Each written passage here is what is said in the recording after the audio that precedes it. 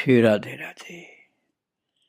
भक्तों, प्रभु से मिलन की तीव्र लालसा जिसकी उत्पन्न हो गई है, वो बहुत से कष्टों को झेलता हुआ भी अपने लक्ष्य की ओर बढ़ता जाता है। और अब तो ऐसा संयोग बना था प्रभु की कृपा से कि अपने इष्ट, अपने भगवान और अपने गुरुदेव एक ही थे, अर्थात वही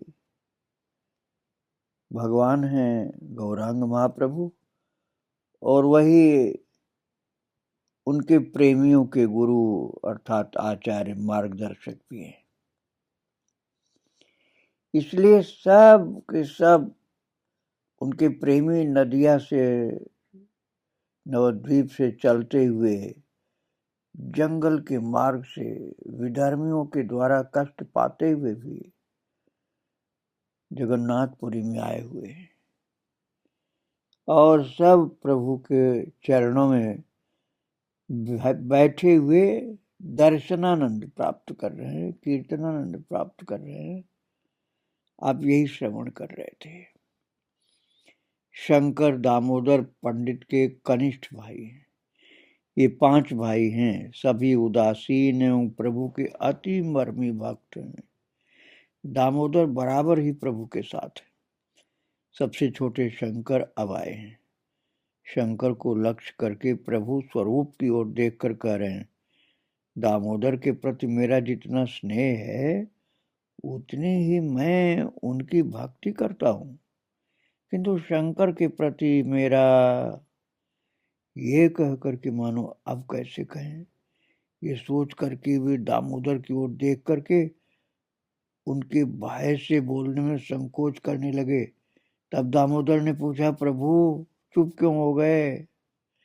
आपके श्रीमुख से छोटे भाई शंकर का गुणानुवाद कभी भी मेरे क्लेश का कारण नहीं बन सकता है, बल्कि ये मेरे लिए बड़े ही सुख का विषय होगा।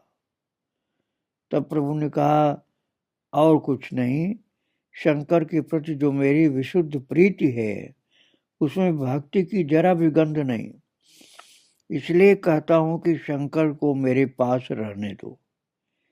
दामोदर ने उत्तर दिया, हम सभी भाई आपके निकट चिर विकृत हैं, पर शंकर आज मेरे बड़े भाई हो गए। प्रभु ने तब स्वरूप से पुनः कहा, शंकर को मैं तुम्हें सौंप रहा हूं। फिर वे गोविंद से बोले, गोविंद, शंकर का यत्न के साथ पालन करना, वे दुख न पाए। तत्पश्चात वे इधर उधर देखने लगे, मानो किसी को खोज रहे हैं। पूछने लगे, मुरारी, मुरारी कहाँ है? अब मुरारी की कहानी सुनिए भक्तों। मुरारी भक्तगण के साथ श्री मंदिर के निकट आकर अवश हो भूमि पर गिर गए और उठ नहीं पा रहे। भक्तगण को संबोधित कर कहने लगे, हे भक्तगण, मैं पामर और दुखी हूं, मुझ में और चलने का साहस नहीं। इतनी दूर आ गया ये केवल आप लोगों की कृपा के कारण। जब प्रभु मुरारी को खोजने लगे तब कुछ भक्त उनको लाने के लिए गए। मुरारी की अवस्था देखकर कहने लगे, शीघ्र उठो, प्रभु तुम्हें बुला रहे हैं। तब मुरारी अत्यंत कष्ट के साथ उठ करके 2 गुच्छे तिन मुंह में और 2 गुच्छे हाथों में लेकर के दीनातिदीन हो प्रभु के समक्ष उपस्थित हुए। मुरारी को देखते ही प्रभु हर्ष के साथ उठकर उन्हें गाढ़ आलिंगन प्रदान करने के लिए आगे चले। मुरारी हाथ जोड़कर अति कातर भाव से कहने लगे, प्रभु मुझे क्षमा करो, मुझे स्पर्श मत करना, मैं अति मलिन हूं, आपके स्पर्श के योग्य नहीं हूं। प्रभु ने उनकी बात अनसुनी कर उन्हें बलपूर्वक आलिंगन कर अपने पास बिठाया। उनके शरीर को साफ करते हुए कहने लगे, मुरारी, अपना दैन्य संवरण करो, तुम्हारा ये दैन्य मैं नहीं सहन कर पा रहा हूं। और पानीहाट में आज भी जिन राघव के स्थान पर महोत्सव होता है, उन्हीं राघव की ओर देख करके प्रभु ने कहा, तुम कृष्ण की कृपा पात्र हो, अति भाग्यवान हो। ये सुनकर के राघव विह्वल होकर के भूमि पर गिर गए, कुछ भी नहीं बोल सके। अब प्रभु ने आवाज दी, हरिदास, हरिदास कहाँ हो? पुनः कुछ लोग हरिदास को लाने के लिए दौड़े। जाकर देखते हैं हरिदास भी मुरारी की भांति प्रभु को प्रणाम करते समय अवश होकर के गिर पड़े हैं, उठ नहीं पा रहे। भक्तों, भागवत जी में लिखा है कि रास की रजनी में श्री कृष्ण को खोकर गोपियां अति कातर होकर उन्हें खोज रही थी। अन्वेषण करते करते देखा कि किसी किसी वृक्ष की शाखा स्वभावतः भूमि को स्पर्श कर रही। गोपीगण भगवत विरह में विभोर हैं। जो कुछ भी देखती हैं वही उन्हें श्री कृष्ण का कार्य लगता है।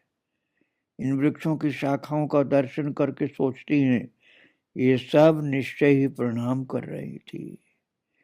प्रणाम और उसके किसको करेंगी? अवश्य कृष्ण को प्रणाम कर रही थी।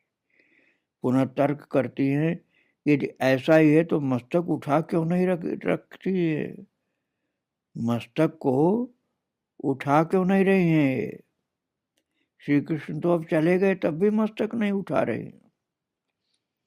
इससे गोपीगण स्वयं सिद्धांत करती हैं, ये वृक्ष की शाखाएं श्री कृष्ण का दर्शन कर उनको प्रणाम कर रही थी। आशीर्वाद नहीं मिला तभी मस्तक नहीं उठाया, और आशीर्वाद की आशा में इसी प्रकार झुकी हुई है। गोपीगण ने उन्माद की अवस्था में जो कुछ कहा था, मुरारी और हरिदास ने उसको सफल कर दिया। मुरारी प्रभु के घर के निकट पड़े हुए थे, किंतु हरिदास दूर से प्रभु का दर्शन कर राजपथ पर पड़े रहे। प्रभु के भक्तों में से एक एक जन एक एक भाव का आदर्श था। हरिदास थे दैन्य के आदर्श। उन्हें लेने के लिए कुछ भक्त आए, किंतु वे जाने के लिए राजी नहीं हुए। उन्होंने सोचा, प्रभु अपने कार्य में उदारता दिखाते हैं और दिखा भी दी, किंतु मेरे जैसे अति नीच जाति व्यक्ति का श्री मंदिर के निकट जाना उचित नहीं। और ये संवाद सुनकर प्रभु बड़े आनंदित हुए। दैन्य देख करके प्रभु हमेशा ही आनंदित होते हैं। इसलिए उन्होंने निज मुख से ही कहा है कि जो तृण से भी नीचा हो सकता है वही कृष्ण कीर्तन की योग्यता रखता है। जो अपने को बहुत बड़ा मानता है उसका भी कृष्ण कीर्तन बहुत ही अच्छा नहीं है, अर्थात उसमें विनम्रता होनी आवश्यक है। भक्तों, इसी समय काशी मिश्र और तुलसी परीक्षा आए और प्रभु को प्रणाम कर वैष्णव गण का सौंदर्य और प्रभु के साथ उनका मिलन दर्शन करने लगे। फिर हाथ जोड़कर प्रभु से कहने लगे, महाराज की आज्ञा से वैष्णव गण के लिए वास स्थान ठीक कर दिया है। यदि आपका आदेश हो तो उन लोगों को ले जाकर दिखा दूं। इस वास स्थान की व्यवस्था प्रभु के संकेत पर वाणीनाथ पहले कर रहे थे, किंतु महाराज द्वारा स्वयं यह भार लेने के कारण वे इससे अलग हो गए।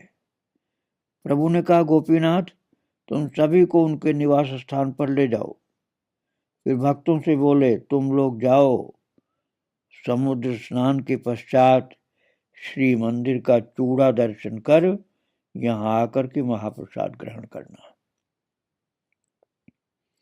भक्तों के जाने के बाद प्रभु ने काशी मिश्र से कहा, मेरे आवास के निकट पुष्पोद्यान में एक कक्ष है, वो मुझे भिक्षा में दो।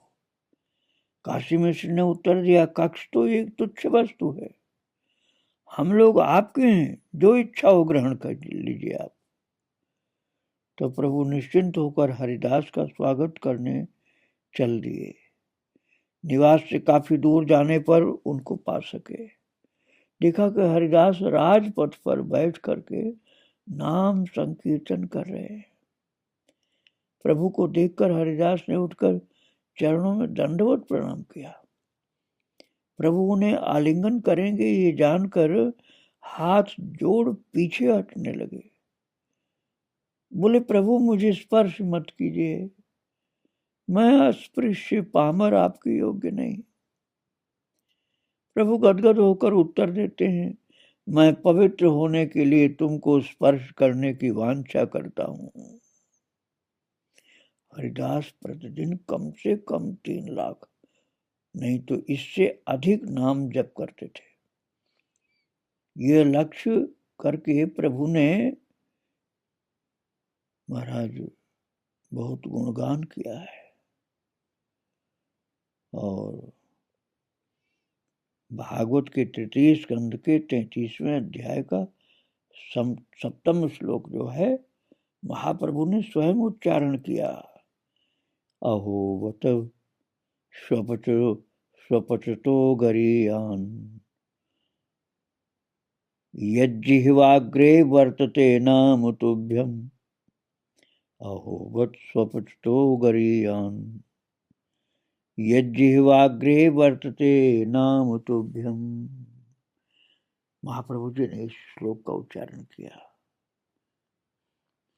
अर्थात प्रभु आपका नाम जिसकी जिह्वा के अग्रभाग पर विराजमान है, वो चाहे कितनी छोटी जाति का हो, वो सबसे श्रेष्ठ है। प्रभु हरिदास जी को हृदय से लगाकर भक्तों के साथ आनंद से रोदन करने लगे, भाव विभोर होकर। फिर हरिदास के लिए जो आवास तय किया था, उनको उस स्थान पर ले जाकर बोले, ये तुम्हारा कमरा है, यहाँ रहना और नाम कीर्तन करना। मैं रोज आकर तुमसे मिलूंगा और तुम्हारे लिए रोज महाप्रसाद आएगा। मंदिर का चक्र देखकर प्रणाम करना। हरिदास द्वारा मंदिर जाने की अनिच्छा प्रकट करने पर प्रभु ने भी उनका समर्थन किया। वस्तुतः हरिदास मुसलमान माने जाते थे। अन्य भक्तों की तरह उनका मंदिर में जाना बहिरंग लोगों के असंतोष का कारण हो सकता था। प्रभु किसी भी मत को बलपूर्वक नहीं चलाते थे। हरिदास के निवास पर पहुंचने के उपरांत नित्यानंद, मुकुंद आदि जो लोग नीलाचल में थे, वे सभी उनसे मिले। देखो, हरिदास जी तो महान भक्त थे, इसलिए महाप्रभु के सब अनुयायी, उनके प्रेमी हरिदास से प्रेम से मिलते थे। लेकिन जिनके अंदर पांडित्याभिमान था, भक्ति नहीं थी, वे लोग हरिदास से नहीं मिलते थे, कहते थे यह अछूत है। प्रभु के निवास पर विभिन्न प्रकार का बहुत सा प्रसाद आ गया। सभी भक्त अपने अपने वास स्थान प्राप्त करके अपना सामान वहां रखकर समुद्र स्नान के लिए गए। और उसके बाद चूड़ा दर्शन और प्रणाम कर प्रभु के आवास पर एकत्र हुए। प्रभु विह्वल होकर घूम रहे हैं। उनके नदिया के समस्त खेल के साथी उपस्थित हैं। उनके घर पर इन सभी का निमंत्रण है। प्रभु स्वयं पत्तल रख रहे हैं और सभी को पकड़ पकड़ कर बैठा रहे हैं। सबके बैठने के पश्चात वे किसी को जल पकड़ाने लगे। स्वयं ने परोसना शुरू करना चाहा। तो प्रभु का हृदय हमेशा से ही विशाल रहा है। विशेष रूप से अतिथि सत्कार करने में वो अति सुदृढ़ हैं। इस समय उन्हें भविष्य का ज्ञान नहीं रहता कि कल क्या खाएंगे, ये भी ध्यान नहीं रहता। और इसलिए प्रत्येक की पत्तल पर 2-3 जनों के हिस्से का भात परसने लगे और परसने में आनंद ले रहे हैं। किंतु भक्तगण हाथ अलग किए हुए बैठे रहे। प्रभु इस बात को लक्ष्य न कर आनंद में निमग्न हो प्रत्येक के पत्तल पर विभिन्न प्रकार की सामग्री रखते जा रहे हैं। तब स्वरूप ने कहा, प्रभु आप देख नहीं रहे, जब तक आप नहीं बैठेंगे तब तक कोई भी प्रसाद नहीं ग्रहण करेगा। आप बैठिए, हम लोग परोसने का काम करेंगे। आपके संगी समस्त सन्यासियों को गोपीनाथ आचार्य ने निमंत्रण दिया है, वे भी प्रसाद लाए हैं। वे लोग आपकी और श्रीपाद नित्यानंद की प्रतीक्षा कर रहे हैं।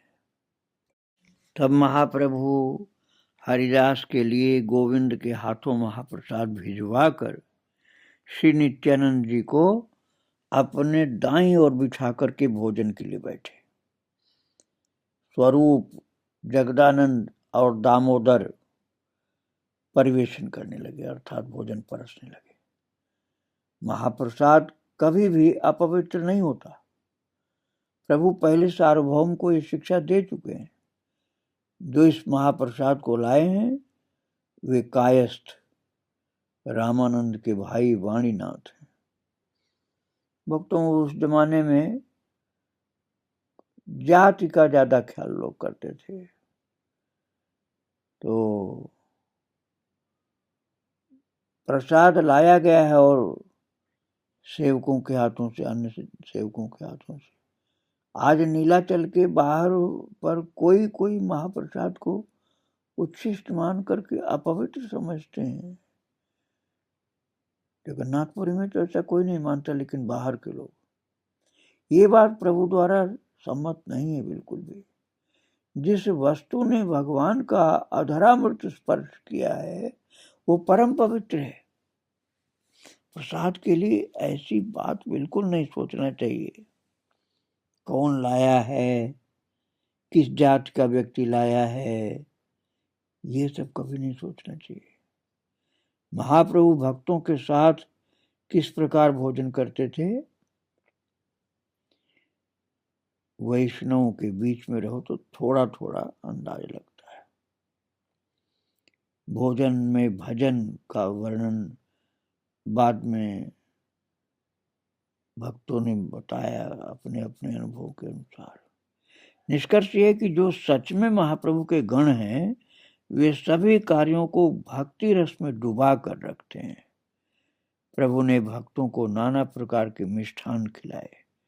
भोजन समाप्त होने पर उन्होंने स्वयं सबको चंदन लगाया और फूलों की माला पहनाई।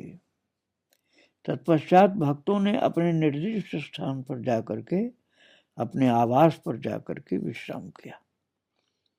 संध्या से कुछ पूर्व भक्तगण खोल, करताल आदि लेकर के प्रभु के निवास पर आए। श्री रामानंद राय स्वयं को वैष्णवगण से अपरिचित समझकर पहले नहीं आए। प्रभु के नदियावासी निज जनों के दर्शन करने अब आए। रामानंद कायस्थ हैं, धनी हैं, परम विषयी की तरह रहते हैं, पर विषयी नहीं है। मैं आपको सुना चुका हूं उनके विषय में बहुत कुछ। देखने में सजे धजे पर अंदर से महान, दीन और भगवत भक्त। उनके साथ प्रभु की गहरी आत्मीयता देखकर सभी चकित हो जाते थे। तो ऊंची जाति का अभिमान वाले जो थे ना, उनको लगता था महाप्रभु को चाहिए कि हमारा ध्यान पहले करें, हमारा ख्याल करें। और ये कायस्थ लोगों का ध्यान इतना करते हैं क्योंकि वो लोग कायस्थ को छोटा मानते थे भक्तों। लेकिन ठाकुर जी के यहाँ कोई छोटा नहीं होता है। भगवान तो भाव के, प्रेम के भूखे हैं, वो जाति कभी नहीं देखते। मानो एक भगत करना था। तब प्रभु भक्तों को लेकर के मंदिर गए एवं धूप आरती के दर्शन किए। भक्तगण खोल, करताल आदि लेकर के गए। प्रभु ने भक्तों के 4 संप्रदाय बनाए, अर्थात 4 ग्रुप बनाए, और प्रत्येक संप्रदाय को 2 खोल, 4 जोड़ा करताल और 1 मूल गायक दिया। प्रथम संप्रदाय के कर्ता हुए श्री नित्यानंद जी, द्वितीय के अद्वैत, तृतीय के श्रीवास और चतुर्थ संप्रदाय के वक्रेश्वर। इसी बीच तुलसी परीक्षा ने आकर के सभी को श्री जगन्नाथ की आज्ञा स्वरूप चंदन और माला दी। प्रभु ने चारों संप्रदायों को मंदिर के चारों ओर स्थापित किया और कीर्तन आरंभ हुआ। प्रभु खंजनाकृत धारण कर चारों संप्रदायों के मध्य नृत्य करने लगे। वे कभी इस संप्रदाय में, कभी उस संप्रदाय में और कभी स्वयं को चार भागों में विभक्त कर जिस प्रकार रास की रजनी में श्री कृष्ण ने किया था उसी प्रकार एक साथ चारों संप्रदायों में नृत्य करने लगे। सत्य तो ये है कि उन्होंने क्या किया वे ही जाने, फिर भी प्रत्येक संप्रदाय के लोगों ने देखा कि प्रभु उनके संप्रदाय में हैं, उनके कीर्तन में नृत्य कर रहे हैं और इसी आनंद में भक्तगण उन्मत्त होकर के कीर्तन करने लगे। 2 वर्षों तक प्रभु का विरह सहन करने के पश्चात आज पुनः उनके साथ नृत्य कर रहे हैं। उनका यह आनंद समा नहीं रहा। प्रभु एक और उपाय से भक्तगण को कीर्तन करने की शक्ति दे रहे हैं। वे जिसे भी निकट पाते हैं उसी को गाढ़ आलिंगन प्रदान करते हैं और इस आलिंगन के द्वारा वे परोक्ष रूप से बताते हैं कि तुम बहुत अच्छा कीर्तन कर रहे हो, तुम्हारी बलिहारी जाता हूं, तुमने मुझे खरीद लिया। प्रभु के आलिंगन से भक्त यही समझ करके और भी विवल हो जाते हैं। श्री नाम मंगल कीर्तन में नीलाचल जैसे डगमगा रहा था, इतना आनंद से कंपायमान हो रहा था और इसी मुहूर्त गौड़ी वैष्णवगण ने नीलाचल पर चारों तरफ से अपना प्रभाव दिखाया। कीर्तन की मंगल ध्वनि श्रवण करके पुरुषोत्तम के लोग अर्थात नीलाचल के जगन्नाथपुरी के लोग उस कीर्तन का दर्शन करने और श्रवण करने के लिए दौड़ पड़े। चारों तरफ हर तरफ आवाज सुनाई पड़ रही थी कीर्तन की। तब वहां सभी का यह अटल विश्वास हो गया कि श्री कृष्ण चैतन्य सन्यासी नहीं, स्वयं श्री कृष्ण हैं। इसलिए वो अपने पार्षद गण को लेकर नृत्य कर रहे हैं। इसे देखने की साध किसकी नहीं होगी। प्रभु को कोई मुश्किल से ही देख पाता है। यदि कोई कभी देख पाता है तो वे भाव में विभोर और भक्तगण से परिवेष्टित होते हैं। वे ही प्रभु आज नृत्य कर रहे हैं तो देखने की लालसा किसे नहीं होगी। इसलिए पुरुष और नारियां बच्चों को भी लेकर के भागे आ रहे हैं।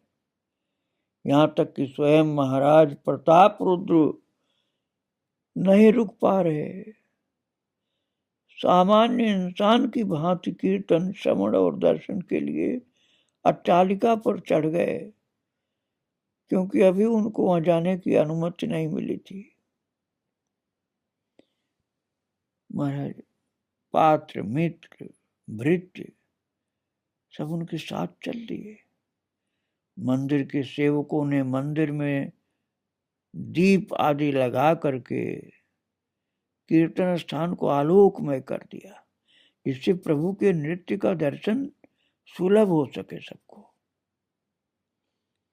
सभी देख रहे हैं कि प्रभु स्वर्ण पुत्तलिका की भांति प्रेम में अवश्य होकर नृत्य करते हुए तिलार्ध में अर्थात जरा से समय में प्रेम तरंग द्वारा मानो समस्त संसार को प्लावित कर रहे थे। उनकी वो 4 हाथ लंबी सुबलित देह गलित विमल हेमोज्वल तेज द्वारा मंडित होकर विभिन्न भावों से तरंगायमान होकर के सबको आनंद दे रही। प्रभु के नृत्य का वर्णन अनेक भक्तों ने किया। इस नृत्य के दर्शन से सभी चंचल हो जाते थे, यहाँ तक कि बहुत से लोगों ने संसार को तिलांजलि दे दी। सब महाप्रभु के बिल्कुल दीवाने होकर घर छोड़ के भगे।